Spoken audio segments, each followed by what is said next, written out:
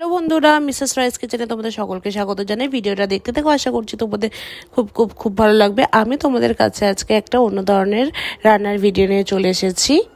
খুবই সহজ পদ্ধতিতে পাওভাজির রেসিপি। এটা তোমরা পুরো ভিডিওটা দেখতে থেকো।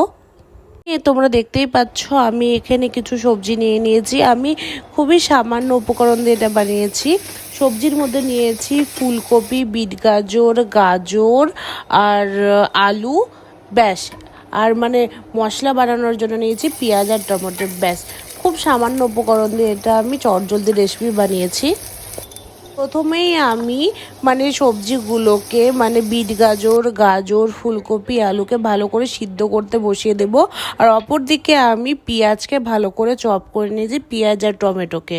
তো প্রথমে আমি কড়াতে সাদা তেল দিয়ে তার মধ্যে জিরা ফোড়ন দিয়ে পেঁয়াজ আর টমেটোটাকে ভালো করে ভাজা করে নেব।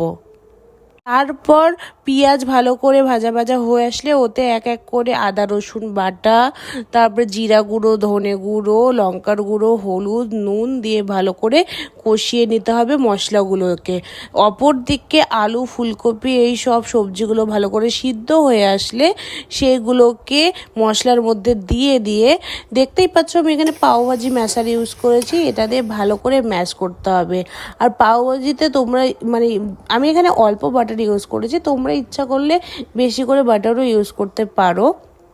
দেন তার ভালো করে ম্যাশ করে নেওয়ার পরে তার মধ্যে পাওভাজি মশলা বেশি করে দিয়ে দেন বাটার দিয়ে মশলাটাকে কষিয়ে অফ করে রেখে দিতে হবে।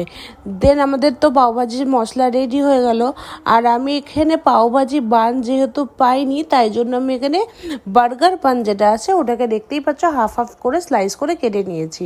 তারপরে কিছুই না, প্যানে একটু বাটার দিয়ে একটু পাওভাজি মশলা দিয়ে যেভাবে দোকানে সার্ভ করে ওইভাবে ভালো করে বানগুলোকে সেঁকে নিলেই ব্যাস আমাদের ইনস্ট্যান্ট পাওভাজি রেসিপি রেডি হয়ে যাবে। এটা বানাতে আমার ম্যাক্সিমাম 20 থেকে 25 মিনিট লেগেছে।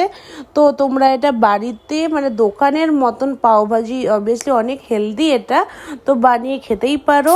আর এটা তো সন্ধ্যের স্ন্যাক্সের জন্য বেস্ট। তোমরা যদি সবজিগুলোকে আগে থেকে সিদ্ধ করে রেখে দিতে পারো তাহলে তো তোমাদের এটা 10 থেকে 15 মিনিটের মধ্যে এটা রেডি হয়ে যাবে রেসিপি।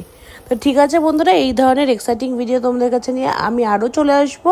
আর আমার ভিডিও যদি তোমাদের ভালো লেগে থাকে তাহলে প্লিজ সাপোর্ট করো, প্লিজ লাইক শেয়ার সাবস্ক্রাইব করে দিও। চলো টাটা।